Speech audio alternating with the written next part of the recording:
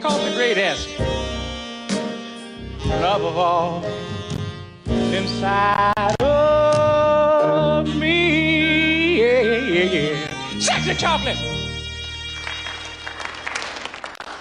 Sexy chocolate. God damn, that boy can sing. You must be crazy. He good. You must be crazy. He must be crazy. What is going on, Jeff? A little tired, but I'm here. We have a lot to talk about today, but let's get through this intro here. So yes, welcome to the Rhythm Section Podcast, everybody. Yeah. This is a podcast for me and Jeff to speak to these amazing local musicians, artists, and community leaders, and add some nonsense in there, like sexual chocolate. Yeah, that was specifically for Josh Haynes. Yes, sir. Which, yes, we'll be talking about Josh Haynes today. That is our interview. But first, Jeff, where can people find us? YouTube, Facebook, Apple, Stitcher, Spotify. Pandora yet? No. No? No. All right, screw you, Pandora. But anyways, yes, go to our description, click on our link tree, and that will send you to every platform we're on right now. Yep. You know? Still waiting on Instagram and TikTok. Well, still debating it. Yeah. You know, it's just more work, but I just feel like Facebook is really where it's at for us. But I'm telling you, the younger crowd, like my daughter, she won't even do Facebook. Absolutely. If it's not Instagram, she don't know about it. Yeah, so. But we're getting there. Yeah. So, yes, we are coming to you pre-recorded from SRP Studios and Shelby Row Productions. If you want to start a podcast, please set up a free consultation with me. I'm willing to work with you. We can figure it out. You know, we can make it affordable. So go to shelbyrowproductions.com and click on that free consultation. And the best way to support is Patreon. Patreon's a paid subscription platform for premium content, but we do not have premium content.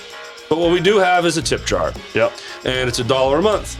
Yep. And you know, it's the lowest thing we can charge on Patreon, $12 a year. If you can spare that times 1,000 people, we're doing all right. It would make a difference. But yeah, that's a great way to support, and we would appreciate that. And as always, parental discretion is advised. All right, Jeff. Yep. Woo. We got a lot to get through here. Yes, we do. It was a hell of a weekend. All right, so let me just set this up and preface this that, as I always mention, there's a timeline thing with podcasting. And the best we can do in these intros is a week. Yeah. That's the recording gap between recording and publish. Yeah. As we record this, it is January 1st. And we are tired. And we had an awesome New Year's Eve. You and I had an awesome Friday night. We're gonna take maybe a little extra time on the front end to run through the weekend and it's been a big one. And talk about the people we met and the things we saw. It was a good time. So so when we say last night, when we say hey, Friday night, we realize that we mean New Year's Eve and the night before. So just pretend we're coming to you from the past, right? Yeah. And we are talking like it's January 1st. Right. All right. So let's put the list out, my friend. Yeah. All right. So, Mr. Jeff, first, how are you doing today? Man, I'm tired, but I'm doing great. It was a fun night. We had a great show. A lot of people came out to support us. Mm-hmm. We had Tim Dills and Mike Bertoldo from Fever Tree. Yes. I am now officially one of Dillions. Dillions and Dillions. Dillions and Dillions. They brought us shirts, which was cool. Yes, and yes. So thank you, Mike. Thank you, Tim. Thank you to your wives. Absolutely. This is where we always have to apologize for our names. Probably thanking them for putting up with you guys is a bigger deal, but no, it was nice to see everybody. And I want to thank Mike too again for the shirt, because we're going to talk about this shirt too in a minute, but he gave me a shirt as well. Yeah, but he thought I was an extra large. I guess he says, "Yeah, you look like an extra large on Facebook." I'm like, "You've been sadly mistaken, sir." You're way fatter than that. So I gave it back. I don't want to, Mike. I didn't want to disrespect, but I was like, "Hey, I don't want to waste the shirt. I won't be able to wear it." Yeah. So hopefully, Mike, we can connect again. I would love that Fever Tree shirt and absolutely wear it on this show. He handed me a medium at first. Yeah. Okay. Keep dreaming, buddy. All right. So let's go back to Friday. Yeah. Let's kind of now put this in order here. So Sure. tell us where. I apologize. Let me back up. No, you talk about the thing that you want to start working with Sean Few Man, on. I can do things on the fly here. Okay. So first, the Christmas special. So I had an idea. I posted on Facebook about doing a really big Christmas thing for this year now. Yeah. For December. I just envisioned, and Jeff Cobble was a big part of influencing me to do this. Jeff every year always mentions wanting to do Carol of the Bells in the same manner that Trans-Siberian Orchestra does it. Yep. And I've been hearing that for about 6 years. Jeff being Jeff, we love you, Cobble, but he usually waits until about December 1st to mention it. And then it's too late, that's something that has to be epic, has to be pre-planned. If I'm going to do something like that, I want smoke and huge lights and big production and just huge band and make it amazing. Yeah. And so make it special. Yeah. And I posted about that, and not long after the post, my phone goes off, and it's Sean Few. And he says, man, I just spoke about doing this very thing to, I believe he said the manager at Lafayette's. I'm not sure, but I think that's who he said. And I said, dude, let's pool our resources and make this happen. Mm-hmm. And he was all about it. And not too long after that, Mandy Thomas posts on the thread that we're kind of discussing this in, and she's talking about a thing that she does, and she envisions something similar. And Sean and I were like, well, hell, let's bring you into the fold, and you can be a part of this and help us plan it. And so, look, we're going to have a lot of amazing people a part of this. I see Sean and myself and Mandy as mainly choreographing this and building it and throwing the ideas in the hat. Mm-hmm. Sean has tons of connections to the musician community, so it won't be hard to get some of the best players in the area to participate in this. And we see this as more of a musicians coming together from different bands and different genres to contribute to these songs. There will also be opportunities for bands to participate. Mm-hmm. But I see like taking a Tim Dills from Fever Tree and putting him with Tracy Rubel just mixing and matching all these great musicians to come together and do something huge. This is a place for friends, like not one and done. No. A cast of characters. Mm-hmm. Now, I'm not comparing to these people, but as far as politics or level of awesomeness, but Joe Rogan and Bill Maher, they have their own shows, they do their own thing, they have the guests and panels and everything, but you always end up seeing a core group of faces that just come in and bring it, and they're fun, and then you mix it and match it, and that's absolutely what we want to do. And, have some fun with that. Yeah, and look, Sean and I think really big. Like some of the text we've gone back and forth, Sean's like, well, I'd really love to see Anthony Corder participate in this from Tora Tora. Yeah. And I said, dude, I have what is called the Who the Hell Is That Guy outreach program. And I will absolutely ask anybody. Yeah. They don't have to say yes, but they'll damn sure get asked. So let me cap the special here by saying and throwing you some love, because I've mentioned this before and I'll mention it again. A big part of the success of this podcast is that outreach that you do and the people and booking these awesome guests. Yeah. So to Sean and I'm sorry, Mandy Thomas. Sorry, Mandy. Just know that working with Jeff is working with someone that gives a shit and works. Yeah. You do work, man, and it's I appreciate that. And so that's where that is. And then the other thing I want to talk about is I'll touch on Friday night, and then I'm going to let you take over and elaborate more. Yeah. But Neil's Friday night was the only word that you can use is epic. Man, it was such a fun night. It was Cricket's birthday. Mm-hmm. So 6 Feet Thunders was playing. Sean Thunder, plural. Thunder. I'm sorry, singular, right? My bad. We can't handle plural thunders from them. So I saw a post that they were playing, and then I see, I believe it was Tracy Rubel, or maybe it was Chris. I don't know. They kind of look alike. That posted? Yeah, they posted that they were going to be there. Yeah. And they were going to celebrate Cricket's birthday, the one of the guitar players for the Fast Mothers. And you and I saw that, and we were like, yeah, we got to go to this. So yes. You tagged me on it. Yeah. Again, the beautiful thing about, sharing on social media, because if that's not posted, then you don't see it, then I don't see it, and then we would miss that awesome experience. Right. The place was packed. 6 Feet Thunder brought the house down.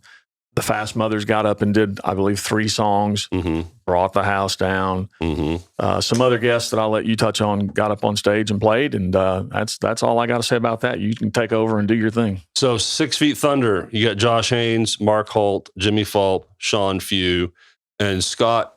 Is it Sadbury or Sudbury? It's Sudbury, to my understanding. Scott, if we're butchering your name, we're sorry. He had another gig, so he was not there, but they still crushed it. Yeah, they did. It sounded really good. So okay, so I want to elaborate on Fast Mothers because as I'm learning this community and getting to meet people, and every week I feel like I'm enlightened more on the fabric of this community that we have somehow tapped into. And just, I want the audience to know that's special to us, and we are really enjoying it and look forward to more. So when we go to this thing, again, it goes back to Fever Tree posting about cricket. Okay. Yeah. No, Fast Mothers posting about cricket. Oh, fuck. See? That's why you have me here. It's okay. It was going so well. That's okay. It's all right.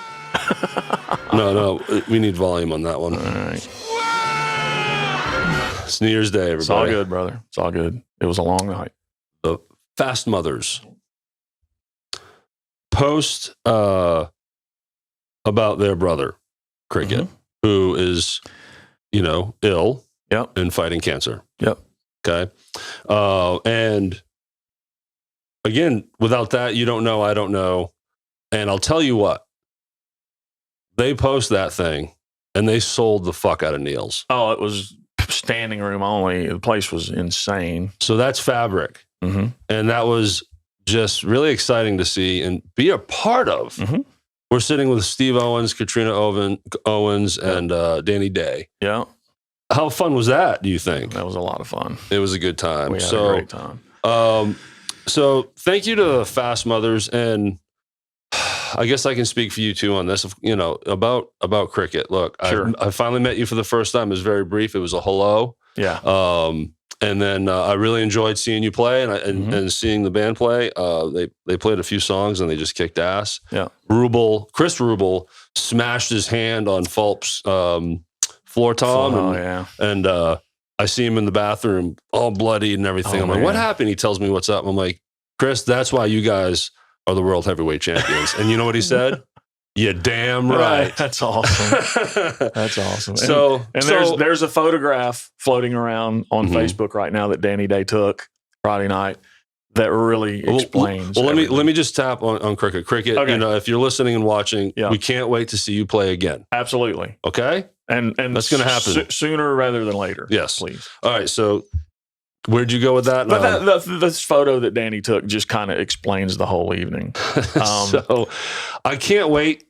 That photo is more than likely going to be printed, enlarged, and framed and hanging in the studio. Okay. Somewhere. So let's paint it up here. So we're talking about Chris and Tracy Rubel being some of the most fantastic characters I've ever met. For sure. I can't wait for them to be in here. They are booked. Can't remember the date. Me either. I want to talk about their dad. Obviously them in the band, but sure. Also hit their dad, but also now talk about this wrestling belt. Yeah. And I wanted to text Chris this morning before this intro because they have a specific title that they say. Like when they were on the mic, Tracy was like, "We are the world heavyweight champions of Memphis music." Yeah. Something like that.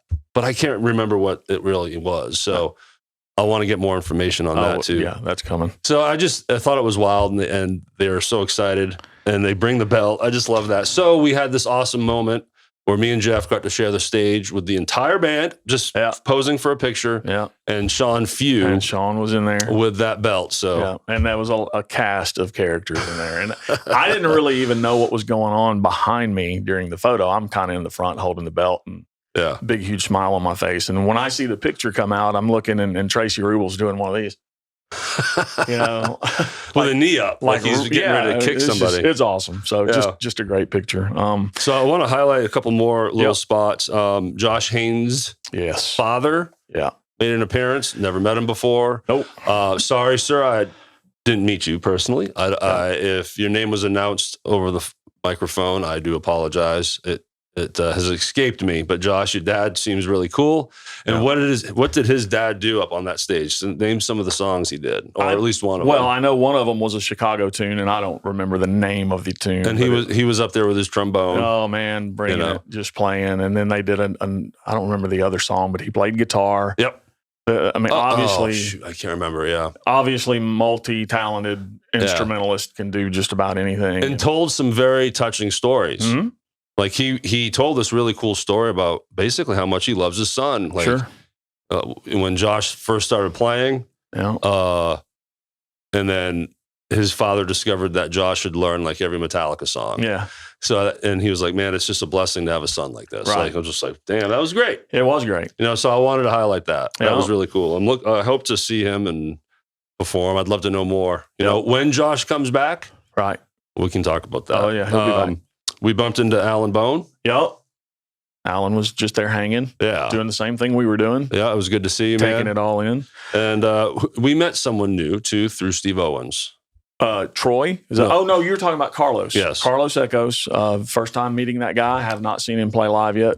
Steve is a huge supporter of yours, Carlos. He has been hounding us to get out and see you live. Yes. And it won't take much hounding. We'll be there. We'll get it done, man. Our time's been limited here lately, but we're gonna make it to one of those shows. Mm-hmm. We also saw Troy Isom. Mm-hmm. He took the stage from Headband. He got up there and played and sang and did a hell of a job. A couple songs, but the one I remember is Lenny Kravitz. Yeah, Are You Going My Way? So great tune. That was great fun. Yeah. So all in all, that night. Now this is just Friday night. Sure. You know, this is New Year's Eve. And us being us, we left at the end of the second set. Yeah. So if you got on stage and did something after we were gone, sorry, we're not mentioning you. We weren't there to see it. Mm-hmm. By this point, everybody knows Jeff and Derek have a limited time of being at these shows. We're old and tired. We just pulled a two-nighter that included a gig. I think I'm going to need to take the next 8 weeks off.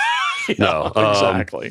So it was just a good time. 6 Feet Thunder kicked it, and we just really enjoyed the whole show. And just the vocals are just amazing. Mark's highlights looked awesome. Yep. Just throwing that out there. And I'm sure Josh was well moisturized. He seemed happy. He seemed comfortable. Very up there. He seemed like he was in the zone. Yeah. So maybe that's part of it. Yeah. Who knows? All right. Saturday night, New Year's Eve, Jeff. What did we do? We played. Yes, we did. It was awesome. It was awesome. Mentioned it once already, but thanks to Tim Dills and Mike Bertoldo for coming out and supporting us, along with Derek Joseph's crew. I mean, they never disappoint. Mm-hmm. They always show up to support him and the band, and we appreciate every one of you guys. If any of you watch or listen to this, you know who you are. Yeah. You know, and we love... We could name you all individually, but then we wouldn't have any airtime left for anything else. And a lot of them are like family, especially... Derek's wife, Rita. Yes. I love Rita. Yeah. And I just enjoy my time with them. Yeah. So it turned into a slower night than we would have hoped for. Yeah. But we still had a lot of fun. Had a great time. We, I think, played pretty damn good for not playing for a couple months and no rehearsal. That has been a couple of months. And unfortunately, that was the last show that Andrew Solomito will play with us. Mm-hmm. He has moved to Nashville and is doing his thing there. So that was kind of a send-off for him, and it was a great show. Yep. And we're going to be figuring out 2023. Yeah. And I don't think we have anything in the books, but we're gonna figure it out. So I want to thank my mom. Absolutely. My mom came And it's a joy for me to see her have a good time because she just moved here from Maine a year ago. Yeah. So now she lives near me. For 16 years, she was 1,000 miles away, and now she's 1,000 feet. Yeah. Like literally, we live in the same complex. That's crazy. So took some adjustment. Yeah, I'm sure. But we're coming along, and it's fun because now she gets to go see her son play, which she missed for years and years and years and years. My daughter is 14. So she's definitely a fun age where she can go to these things and have dinner and I let her take a friend over. Right. But my mom needed to be there to help watch them and take them home and everything. So I do appreciate that. And it's fun to finally have family at my shows because it wasn't like that for a long time. Okay. You want to move into the Josh Haynes aspect of this thing? Whew, let's do it. I want to make sure we got everything No, yep, that's good as far as New Year's Eve. A little bit longer intro than normal, but we had a lot going on. Yeah, and it was just a good time. It was. And that's what this podcast is for, to talk about these stories. Sure. So, Josh Haynes, everybody. Yep. Yes. Sexual chocolate. He was great fun. It was awesome to meet him. That's the first time I met him, is in this studio. Yeah. And it was great. Yeah. Friendly guy. Came to play. Super guy. Willing to talk about anything. And we had a lot of things we wanted to ask him. Yeah. And what was some of the stuff we talked about? I actually cracked him up at the gig Friday. Uh-huh. As soon as they were done with the song and everybody had applauded, it got kind of quiet, and I just yelled out, "Sexual chocolate." He starts laughing. I can tell he's like, "This guy, please shut up. Who is this?" Well, quick sidebar. We always love it when the band throws a nod to us. Oh, Hey, for everyone, sure. the Rhythm Section podcast is here. Yeah. And 6 Feet Thunder did it again for us. I They did. believe it was Sean Few that brought it up. Yep. And we actually had an applause. It was great. Usually it's crickets. Yeah, it was awesome. People actually seemed like they knew who we were. It was So great. That's pretty cool. It was great. Yeah. So Josh, man, we discussed a ton of different topics with him in his interview. There was a wrestling event at Hadley's that he did a little bit of commentating. He did his best Lance Russell impersonation. Yeah. You probably don't know who that is, but No, but I was intrigued to dig into that a little bit. Plus, one of the things that I noticed with Josh, my first time seeing him live, is his tones. Yeah. And we get into that. And it's pretty enlightening to, when you think it's 15 different patches in his soundboard to hit everything, you'd be surprised it's not that. It's a lot more simpler. So he does a good job with that. We talk about that and his influences and when he started. Other instruments that he plays, does he write original music? All that stuff is kind of touched on in this interview. We should mention his bands too. Yeah. You got Area 51. It's kind of an ongoing joke that Josh is in so many, but he's actually not in as many as you would think. It's just between the three. It keeps him busy. So he's in Area 51. Yeah. Pulse. Which is an amazing Pink Floyd tribute band, which I have not seen yet. So I got to put that on the list. Yeah. And 6 Feet Thunder. 6 Feet Thunder. So. Which we just saw. So we didn't get to touch on Baby Yoda or Boba Fett, unfortunately.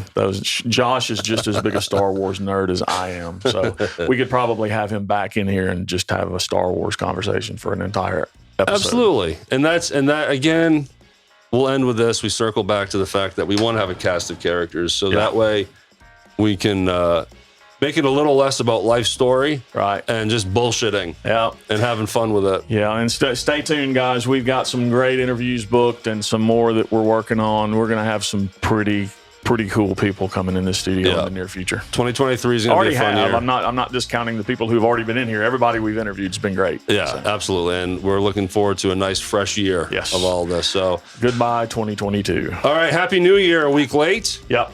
And we do appreciate you hanging with us for this longer segment. Yeah. I hope you enjoyed our little stories here. But now let's move on to the main story.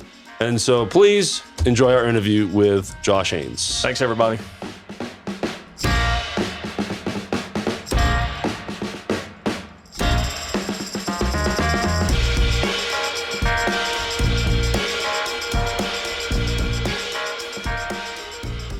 All right, Josh Haynes, thanks for being here today, man. We've been looking forward to this.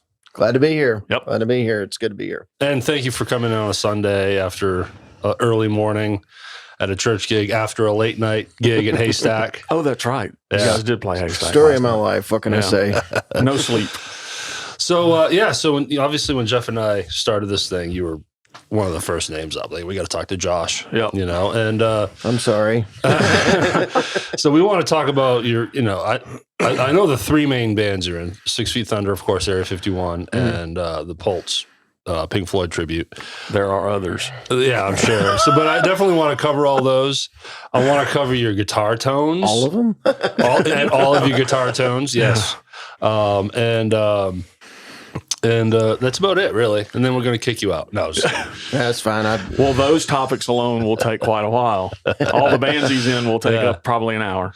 So let's start with Memphis. You are from here, right? I am from Memphis, yes. What Born part of and raised. Memphis did you grow up in? Well, the first house I lived in, it was off of Getwell, Kimball area. And the house I basically started off in was my great-grandmother's house it was on Patterson. And, you know, my mom, my aunt, and my dad lived there for a little bit. And, you know, started off playing plastic Disney guitars and, you know, beating on diaper pails because I wanted to be like my dad. He's a musician also. And, you know, his bands would rehearse in the living room. It was quite a eye-opening experience for a little kid. Right. You know, I was like, yeah, maybe I'll do that. We'll You just see. wanted to make noise like Dad. Yeah, pretty much. Yeah. You know.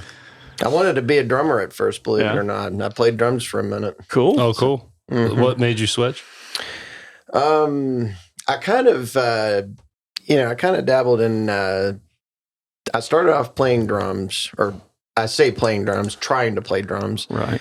Then I played a little keyboards. My dad, he was kind of a multi-instrumentalist. He was in a band called Misbehaving where he played rhythm guitar, played keyboards, and he sang. Okay. And then after keyboards, I was 12 years old in 92. And I asked my mom and dad for a guitar for Christmas. And they got me this off-brand Flying V from Consignment Music. It was made by Crestline, which is a off-brand. Is that the place on Park Ave? Yes. Park and Getwell? It used to be on Park. It's in Collierville now. Oh, it's they in moved. the Collierville Town Square. I think Evan Leake runs it now. Evan used to play in Target. So, and started from there, was trying to play all of Metallica songs, and was kind of in the metal thing for a minute, and just kind of gradually started getting other influences. You know, Metallica, got into some of the alternative stuff, Stone Temple Pilots, Weezer, Green Day. And then, Because we discussed you're 3 years younger than me, so you're definitely a child of the 90s too. Yep. That's all the stuff I grew up on. But for my sure. heart's in the 80s, though. So Yeah. Memphis as a whole, I think, is pretty much the Memphis heart is in the 80s. Yeah. But what was because I too started with Metallica, and still to this day my favorite band. What was some of the best songs you like to play, or do you have a favorite album? Probably my favorite Metallica album is Master of Puppets. Well, mine That's a too. great one. That is a great one. The Black Album is a great one too. I know some hardcore Metallica fans are like, "Oh, that sucks," you know. No, I loved it. I thought it was great, and I thought Bob Rock took them in a good direction for them to get more widespread across, you know, the nation as far as getting popular. And also, honestly, that was the porthole that I was brought into. When that Me too. came, you know. Yeah. And then I go retro. I was like, oh wow, I've been missing all of this. I had their first 5 albums on cassette. Kill 'Em All, Ride the Lightning, Master of Puppets, and Justice, and then the Black Album. Had them all on cassette. Now, I'm going to show my ignorance for a second because you said Bob Rock, and I've always wondered this. Is that the same Bob Rock that played drums for Nelson? No. Okay. No. Sorry if that's a no. stupid question, but I've always heard those names, and I think that produced- guy's name was Bob Rock, and he played drums for them. He produced Dr. Feelgood, Okay. Motley Crue. I mean, Okay. he just brought a big sound. I want to say he did something with Loverboy too. Yes, he did. Because he's from Canada. Yes, he did. So, yeah. But and the Cult. yep. Sonic Temple. Yeah. I think he helped Great. with that. I mean, he's also. touched so many different things. He's massive. Awesome. You know, what sets Master of Puppets for me biasly is Cliff Burton. Yeah. And I mean, all 3 albums, he's all over the place with iconic lines and moods. But man, Master of Puppets, Orion, just by itself, it's So if anyone is listening and not too familiar with Metallica, Master of Puppets, check out Orion. You hear an awesome bass solo. It's an instrumental. Or if you are familiar with them and it's Black Album and beyond, go back a little bit. It's a little different. I'm actually going to see them on this new tour coming up. Ooh. I'm going to St. Louis and taking my daughter. Awesome. And we got some killer seats, and what they're doing is really cool. It's 2 shows. It's a 2-day ticket. It's Friday, Sunday. It's actually, considering you're getting 2 shows, pretty reasonable. Yeah. I mean, between that and hotels, sure. There's 4 figures going on here for this thing. But go ahead, Josh. Here's an interesting thing. Right now, Kirk Hammett, the guitar player, he's in possession of probably the most popular Gibson Les Paul on the planet. Greenie. Yep. Dude, that is some serious. I'd be curious to know how much you paid for that, because that's like an iconic Les Paul, and it's changed hands. Like has kind of just since Peter Green died, it's kind of just changed ownership. Right after Peter Green, Gary Moore had it, and then I guess I don't know I don't know if he sold it or what, but it ended up with someone else, and Kirk Hammett ended up buying it. So. Peter Green was the original guitar player for Fleetwood Mac, and then he had his own career, right? Yeah, and they just made Gibson just made a replica of Greenie in its current condition. If you have $50,000 laying around, you can buy one. Wow, nice. And I know I'm sure we don't really get deep in tech, but I do have a question about that guitar. I'm listening, and I'm sure a lot of people would be interested, because I saw actually Bob Rock has this Icon documentary deal on YouTube. And where he sits down and he just talks about his career. He brings that guitar up, and apparently the neck pickup is in backwards. Yes. And that phases it or unphases it, or what is it that pickup makes that guitar so unique? So what they did was, it was actually an accident, I believe. So what they did was they installed the magnets. They turn the magnet 180 degrees. And so if you look at the guitar itself, the pickup is upside down. And it gives, in the middle position mainly, it gives this really out of phase sound. It's really interesting, but it's basically the way that's achieved is you reverse the magnet in the pickup itself. You turn it 180 degrees, and that's how you get the Peter Green. And no one wanted to, air quote, fix it. Sure. Because technically it's put together. It was, whoever tweaked it and fixed it did it wrong. Yes. Yeah. But then they're like, this is sound awesome. When it works, leave it alone. Yeah. And then it's become this iconic deal. That's brand new information to me. I don't nerd out much on guitar. And Kirk talks about it all the time, and he doesn't leave his side. He plays it live, which is awesome. He's keeping the tradition going. Yeah. Right. And I'm going to get to see it November something next year. That's awesome, in St. dude. Louis. It's going to be great. Charlie Hoon, who used to be in Foghat, he actually played Greenie when he played with Gary. Okay. And I'm like, dude, you're killing me right now. So what do you think that's worth, that guitar? Oh, dude, I have no idea. It'd have to be in the millions, I'm sure. Ooh, wow. I mean, that would be my guess. Yeah. I mean, it's only the most popular Les Paul on the planet, And I know there's a lot of Metallica haters out there and Kirk Hammett haters and everything. I bet there's a group of people that's like, why does Kirk have it? Right. I think it's amazing. I'm a big fan. I'm biased, but hey, listen, if I had the money Kirk Hammett did, I'd have it too. And I think Kirk gets a lot of flack for using the wah a lot. Yeah. It's his thing. Metallica is. I'm a huge Lars Ulrich defender. Yeah. That's part of their sound. Sure. The 4 of them. Well, the bass players have changed too, right? He has his moments like we all do. I mean, but when he's in the pocket, he can hold his own. And when you hear him live, it's just a part of it's energy. There's energy about him. I would have never seen them live if not for you inviting me to go. We went to Nashville, 2016. Yeah, saw the last tour. Great show. I loved it. That single they just released is really good too. It's kind of has a hit the lights vibe to it. Yes, and I'll drop the Metallica thing here in a minute because I could talk forever. But what's also great about this new tour coming up is they're They're in the round in the stadiums.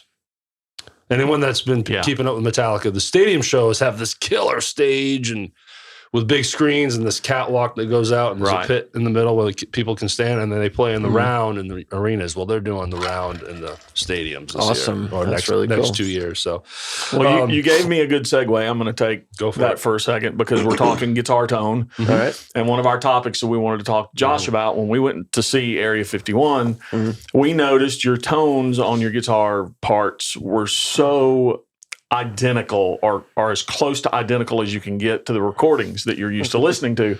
And they seems to me that the tones changed with the song. Like, I don't know what you're doing with that board down there, so maybe you can give us some insight on how you do that. Because if you go from Peter Gabriel to Starship to Styx, your tones seem to change and match what we're so used to listening to, which is amazing. Well, what's interesting about that is as far as the patches that I use, now, I guess it should be said that the last 6 years I've used the Line 6 Helix.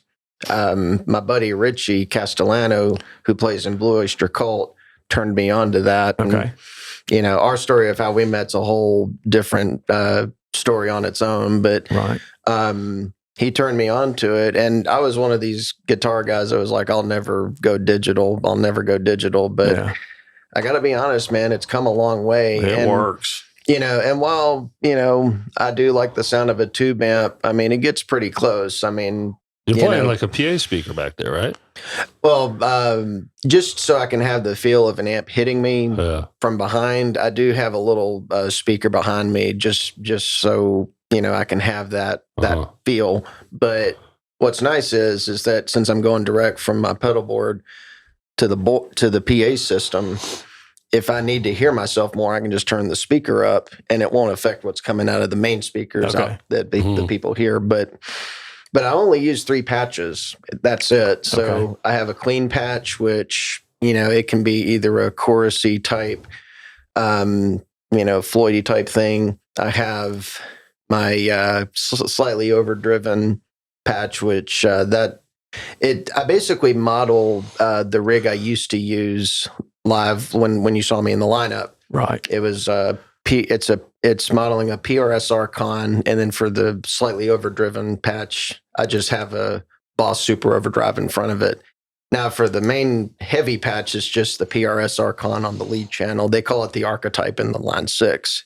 Okay. And that's my main heavy / lead tone that I use. And, I mean, they've got a bazillion amp models in there, but I'm just like, so that's my thing. So with all the songs that you play, all the different eras, and you're only using 3 sounds. Yep, that's it. I would have assumed you had 12 patches going on. Minimum. Man, to be honest with you, some guitar players like to have a sound per song. Like, I'm going to use this amp on this song, and this on that.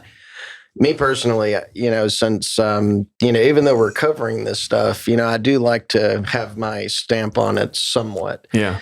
So, it's just 3 patches. Well, it's okay to embellish here, Josh. Nobody's going to know the difference. You can say you're using 12 if you want to. No, I'm really not. It's just 3. No, it sounds amazing, man. Yeah. The whole band sounds amazing. Derek and I, we went to see you guys, and I've seen you play in several bands and Pete in several bands, and it just took me a while to get out to see Area 51. And when I did, I was like, why did I wait so long? It's a fun band. They help me sound good. Yeah. So. Well, you guys all compliment one another for sure. I always have to talk about Lance too. Yep. Tigger. Yeah, that's what I said with Pete. Yeah. When Pete was in here, I was like, he's Tigger on bass, man. He's all over the place. Yeah, y'all have christened him Tigger. Yeah, take the meth pipe away from that guy. He's got too much energy.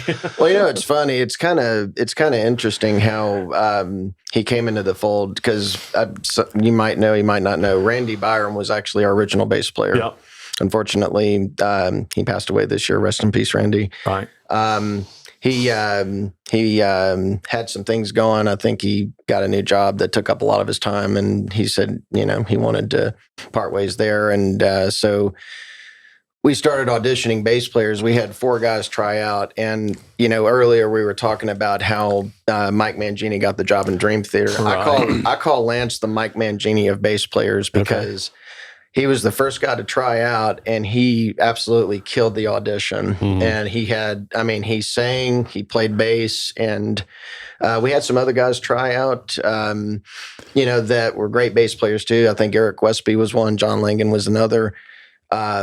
But as far as it wasn't, that their abilities were lacking or anything like that. It's just that with Lance, it felt right. And I made sure to let those guys know, you guys are great, but we felt that, we found our guy with Lance. I appreciate the call too, Josh. I wasn't available. Sorry. I don't think we knew each other then, man. No. Yeah. No, but yeah, you can tell too when you watch. The four of you really click up there, and it sounds great.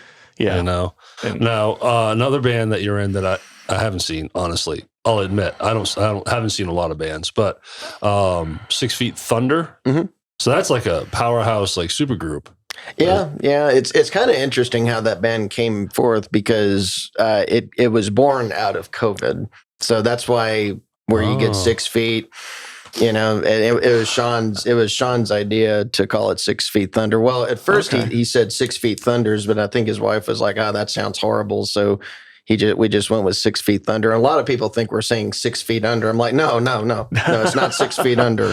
I don't want to be there. Everybody's above ground. Yeah, too soon. Yeah. But we did when COVID was happening. Gigs were pretty scarce, and so Sean called me up and asked if we could do, a trio, me, him, and this drummer named Jacob Turner, who plays in Formerly Known As. Who, he's coming in here. A lot of, I can honestly say this, Jacob, not to give too much of a segue, but he's only like 20 years old, but he plays like a seasoned player. He's phenomenal. The kid is just amazing. So shout out to you, Jacob. Yeah. But anyway, so we did a set of tunes. We did like Girl Can't Help It. We did that Loverboy tune, Hot Girls in Love, and all that stuff. It was fun. It was just kind of a way to give people some entertainment since we couldn't play out live. And so it kind of got born out of that. And then in August of 2020, Pulse was supposed to do a gig at Neil's, but our drummer, I believe, got COVID.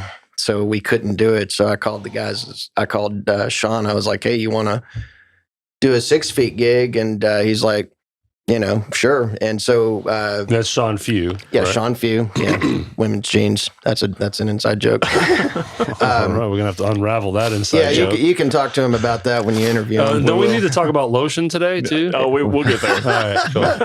All right, so it was me, Sean, and Jimmy Fulp, and so Jimmy came into the mix too, and then Mark Holt just happened to be in town, and so we got him up there, and then from there, we did this gig, and there was a huge amount of people there. I mean, I couldn't believe the turnout. And Scott Sudbury was there. He got up and sang with us. And so he wasn't in the band for that? He wasn't in the band then, but then Sean had the idea to get him in after that gig because it was just so awesome. It's a good idea. And kind of a no-brainer. Yeah, so we got Scott in, and that's pretty much that. So that's 6 Feet Thunders is... Give us all the rundown of the names so that everybody can hear them. The members? Yep. Okay, members. So myself, Sean Few, Jimmy Fulp, Scott Sudbury, and Mark Holt. Okay.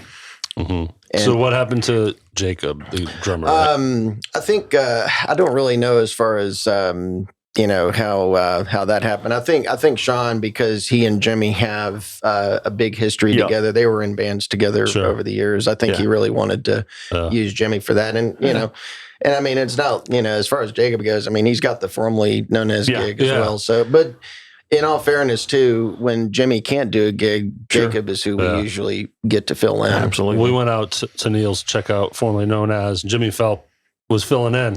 Because Jacob was sick with the flu. But it was great. That gave me a chance to meet the guys. Oh, yeah. And come to find out, Jimmy lives here in Hernando. So, we need to have coffee. I've been to his house, did some sessions there. Nice. Yeah, I've been telling him on Facebook I want a tour. So we'll get a tour of the studio soon. And Formerly has two great guitar players as well, Seth Kirkendall and Julian Wong. I tell you what, man. Those two guys are amazing. They lit were good. They did such a fantastic job at that gig, and that was my first time seeing those two guitar players. And they went from playing all the dance stuff and good rock and everything, and then they went into blues, more of like even like a traditional kind of solo trade-off type of deal. Crushed it. Yeah, I didn't see that coming. They're definitely not genre specific. Yeah, they do it all, and it's easy to assume because they look younger. At least I don't know what their real ages are, but you wouldn't think they could pull out some really slick blues. Right. I think Julian's. I think he's about 3 years younger than me, and Seth is. I think he's only like 27. He's still a baby, you know. But he, formerly known as is the first band he's ever been in, and really, that guy is just like he's killing it out of nowhere. Has just gotten so. He was great when he started, but he has just come so far. It's really awesome. Yeah, and I need to add, and you're in this boat. Like, there's such a great amount of singers in Memphis. You know, dude, yeah, you do sing very well. Yeah, man, you kill it. But I think that's what really makes all these bands great. Well, sure, is you have the vocals that can handle the set list. Y'all, break out. Yeah, and then the musicianship is right behind it. It's really good. Well, let's talk about another band that you're in that I have not yet seen. Okay. Somebody hit me with something, but the Pulse. Yeah, it's a tribute to Pink Floyd. So tell us something about that, and we will definitely, the two of us together will make a show for that band. Yeah. That band started in let's see, we started rehearsing in '99. And then the first gig we did was at Stage Stop in July 2000. Wow. I was only 19 years old at the time. Very cool. And it's me, Mike Russell, Louis Leibovitz, Jeff Robinson, and the singers Ron Heron. It was Jeff's idea to do a Pink Floyd tribute. And we're just like, okay, we'll see what happens. We got Mike on board, and Ron came later. And that band's been around for 22 years. Wow. And, the same core? The same core lineup, yes. And when did you add the ladies from Elevation Memphis? Melanie and LaShawn, yes. And then Gina, who's our third backup singer. Okay. We've had a few backup singers over the years. One of them was Vanessa Sudbury. She sang for us. Oh, okay. Is that Scott's wife? Scott's sister-in-law. Yeah. Sister-in-law. Oh, okay. Yep. Yeah. And so she sang. We've had several, but we also had Christy Ottoman. Christy and LaShawn were kind of the main singers for a while, and then Christy went to do her own thing, and then eventually we got Melanie and Gina. Of course, Melanie and LaShawn playing Elevation, which is they're a great band as well. Yep. And that's been kind of the thing. We just and we touch on the hits, like Off the Wall and Off Dark Side and everything, but we'll occasionally, go off kilt a little bit, and we'll do like stuff off Animals, like Animals is one of my favorite albums. That's my favorite Pink Floyd album. I had a great Floyd phase where I really dug into everything. I've never had that phase. And, all the way down to the Syd Barrett first album, so, but Animals, man. That's a great album. It's such a great groovy album, too. There's some groove in there that Nick Mason makes it. Yeah. Oh, yeah. Totally. And one thing I'll say too is, and it's kind of ironic because I play in a Pink Floyd tribute band. But when I was 13 years old and I first heard Floyd, the first thing I said was, "This band sucks." and here's the thing. At first, I thought they were some kind of like widespread panic type band. But when I saw them on MTV during the Division Bell tour, they were doing some songs off that. I'm like, okay, I might need to give these guys another shot, because I totally developed a wrong impression. And so when Blockbuster was a thing, I rented the Pulse live concert on VHS. Oh, that's great.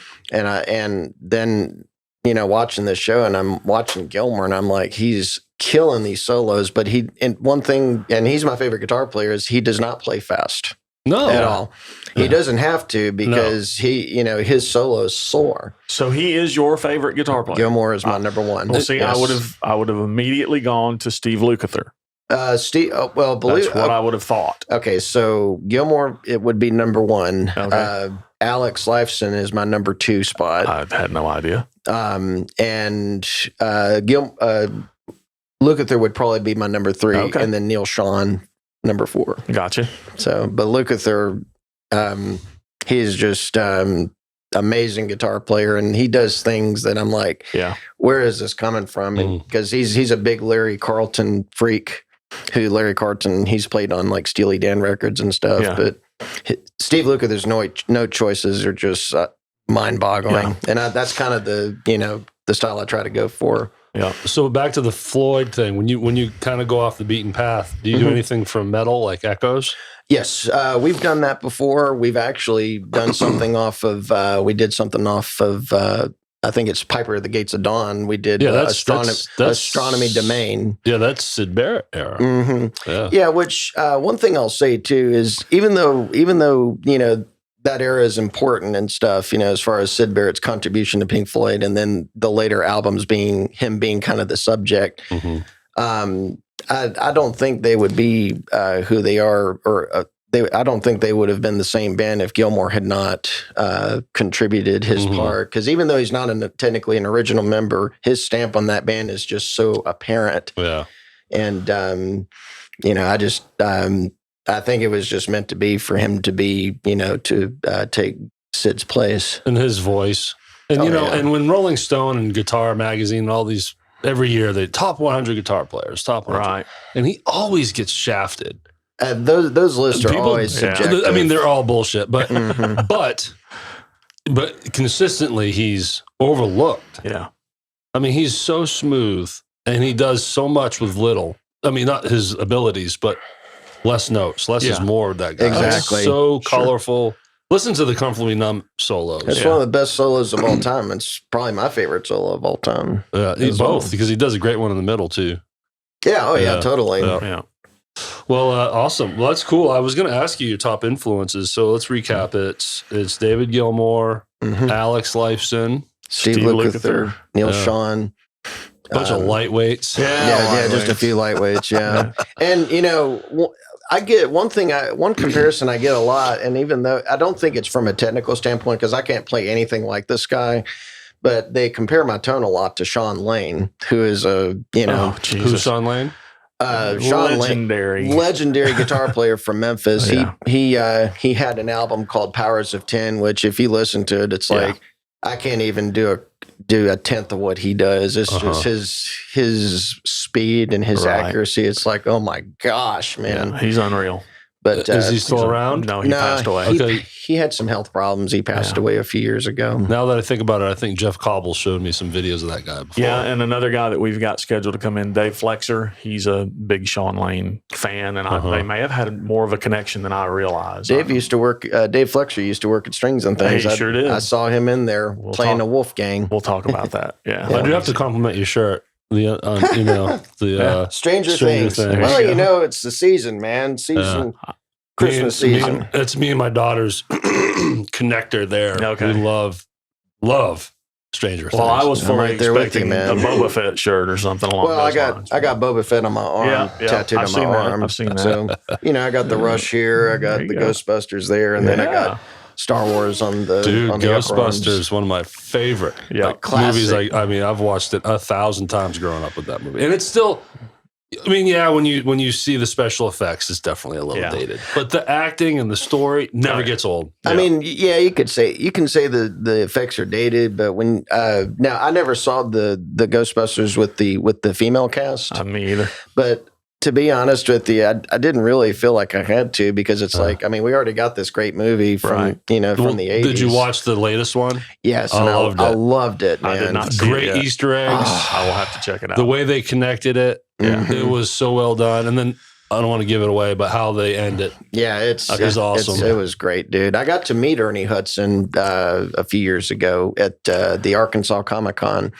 What was he there for? The Ghostbusters, or? Well, he was at these Comic-Con type events. They have celebrity guests like give autographs and pictures and stuff. And he was one of the guests there, and super nice guy. And dude was built like a tank, man. I thought he was gonna break my arm when I shook his hand. And he's up there. These guys are in their 60s by now, right? Ernie's in his 70s now. Oh wow. Yeah, but in ridiculous shape, dude. It's like, geez, man. Well, another topic that I have to touch on, and this has got nothing to do with music. This is just something that has been hilarious. And for those watching and listening, if you're not a part of the Memphis music scene, you're not going to really know what this is. But Davey Smith and you have a pretty interesting back and forth on Facebook about a moisturizing regimen. Yeah. And I've got to know how that started, where it came from. I know there's now Josh Haynes lotion out there. And how did this shit get started? Okay, well, this goes back to the lineup days. Okay. Which is the precursor to Area 51, Right. correct? Yeah, basically. Yeah. So back in that day, Jack Holder was the original guitar player for the lineup. Right. Who, rest in peace, amazing musician. But he had something happen to him as far as he was driving, and I think he had a stroke or something, and he couldn't do some gigs, and they initially called me to fill in, but it was my wife's birthday, so I couldn't do that. I was like, so they got Steve Engel to fill in for that, but I filled in for the next one. And David Kurtz, who is the leader of that band, he's like, man, I really, really like this lineup, so to speak. And I kind of inadvertently became the guitar player after, because Jack never came back, and sadly he passed away not too long after. But as far as the moisturizer thing, there used to be this thing on Facebook called bit strips. Okay. And Dave Smith would make, bit strips like I actually made one where he's a fish jumping out of water and David Kurtz is in a boat, and Dave's like, hey, I need some Vaseline for my fins. And then Dave is like, I don't have Vaseline, but I got some moisturizer. And so this moisturizer thing just started. How long ago was this? This was 7 years ago. So this lotion it has taken on a life of its own now. Yeah. You brought it up on our page, the Rhythm Section Pod. Check it out. Yep. And then you and Davey jumped in, and it just went crazy. A huge thread. Well, the lineup went from being kind of a real serious type thing to all of a sudden it be, with me and Dave's humor, we kind of added an element of comedy to it, which I is guess. Great. So I mean, you can't take yourself too seriously, and I don't. I mean, even though people, people, see me for playing and stuff, but I don't. Sure. I really don't. No, I get it. It's just been the back and forth between you and Davey on Facebook is hilarious. Oh yeah, I mean, sometimes I insert myself in there. It's nonstop, man. He told me the other day when we played with Rob Caldy, he was like, Josh, what would Facebook be like without us on it? Well, speaking of Facebook, back and forths, this makes me think of the wrestling deal that went down this summer at Hadley's. So, yeah, I don't know the two gentlemen personally. Who were the two wrestlers? The main event, Bob Boscia and Charlie Belt. Yeah. Okay, so I'm sort of following it, and then out of nowhere, I see you commenting. Along with today, I'm awful with names. I'm trying to remember names. Who's the guitar player that was sitting next to you? He also plays drums. Oh, Zach Horvath. Zach, yeah. Thank you. Jeez. Mm-hmm. So I'm a old school fan. Like growing up, 45 years old. It was the peak Hulk Hogan, Ultimate Warrior. Right. Oddly, my favorite wrestler is Brutus the Barber Beefcake, which is hilarious now because it's just like so hack and gimmicky. But then I slip away from it. To this day, I don't watch it. I didn't watch during the Rock and Steve Austin era. Mm-hmm. But as I got older, I wanted to go retro and learn the history of wrestling again, because now it's so wide open. Kayfabe is gone. Yeah. What that means is like they try to keep it a secret. Mm-hmm. So I just watch every documentary I can and become a huge Jim Cornette fan. So when I see this ring next to Hadley's, I'm like, what is going on here? Yeah. So like, how did that come about? Do you know how that whole thing started? Well, basically, Charlie and Bob are obviously friends, and they. No. Yeah, no, I know, Kayfabe. right? Yeah, kayfabe. Secret's out. And they just wanted to do this thing where they, insulted each other, and of course I got in the middle of it just because Because you can. I like to instigate things. So one day I showed up to a basket case show wearing a Twin Soul shirt. Oh, and, Bob's like, you're on enemy territory, and all this stuff. And then, they would fabricate these situations. Like Bob showed up to Charlie's girlfriend's place of business, trying to convert them to basket case babes.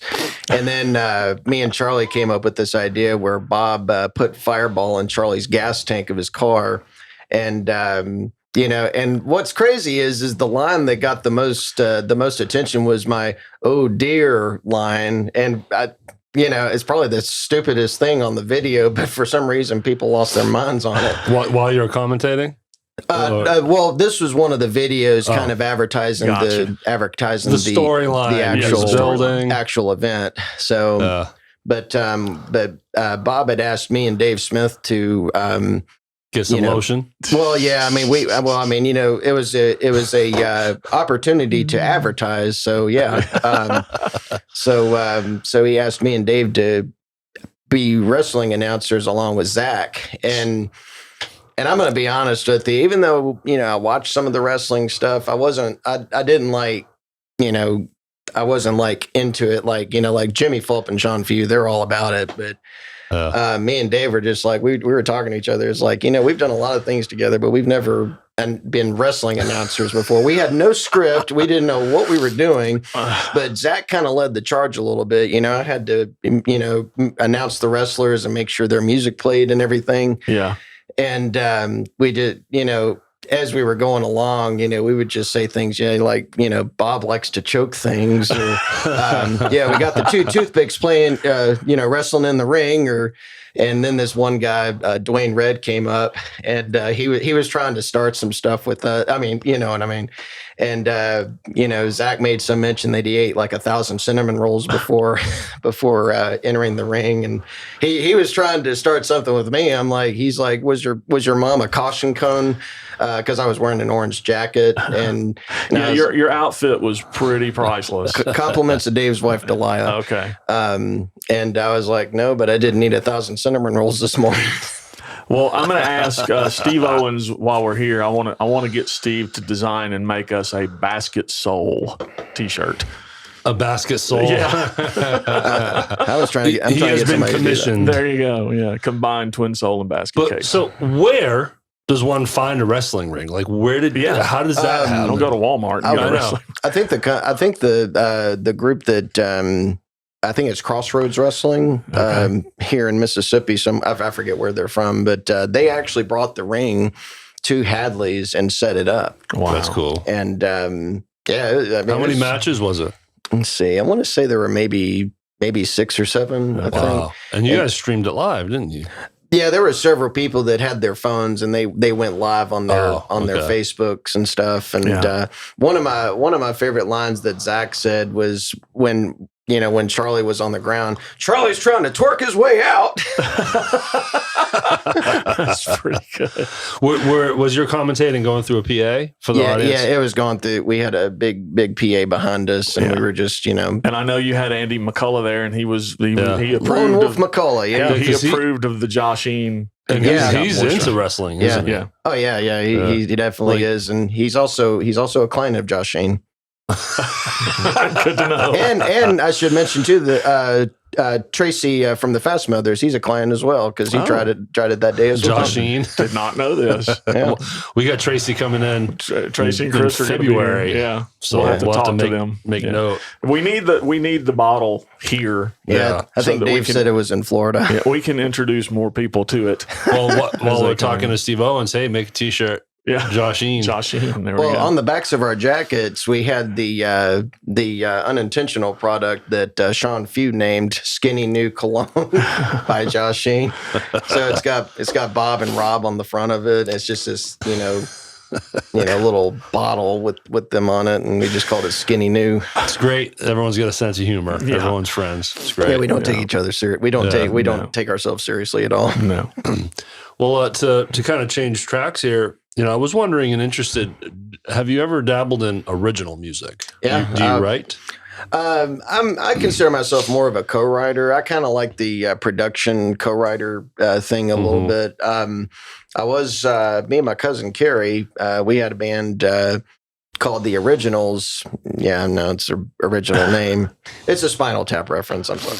But we had a band called The Originals, and one thing interesting is two of the members that were in that band, Jimmy Bass and Adam Braddock, later left to join Mudflap King. Okay. And, nice. Yeah. So, What year was that? that would have been 2004 or 5, I think. Well, that's right. I didn't start playing with them until 11. Yeah. So, I didn't realize, man, those guys, it's been around a while. Yeah, they have. Then we did the original thing. We, in 2008, we were playing a gig at the Old Neil's when it was on Madison, and this guy from New York came out to check us out and wanted to try to get us a record deal. So he put us all in the gym. We, lost weight and stuff. And he had this idea that he wanted me to be like a Stevie Ray Vaughan type, he wanted to have that look for me. And looking back now, I'm like, it's not, it didn't really work for me. Did you have long hair back then? Oh, no. It was just, like a fedora hat, wearing a, Oh, yeah. wearing, a blazer and all that stuff. And, and we actually recorded an EP at Ardent. Pete Matthews produced it, so there's actually a YouTube video. I'm only in it for like a few seconds, but it was, it's under my cousin's name, Josh Haynes, who he currently plays in 51 Stones. It's called Better Than You, and I did the guitars on that. Okay. I'll have to look that up. But this band that you had with your cousin, right? Yeah. What was the style of music? I mean, if he's trying to push you towards Stevie Ray Vaughan, was it it was kind of an Americana type thing. Pete, one of the bands that Pete Matthews mentioned was the Raconteurs. Yep.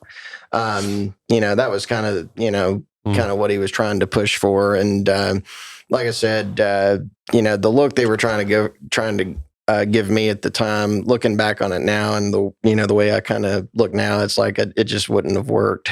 Is that how it just fizzled out? Something that just kind of... Well, what's interesting is the guy that was trying to manage us, he was in the music video Free Fallin' by Tom Petty during the lyrics of And the Vampires. He's that Robert Smith looking guy. Okay.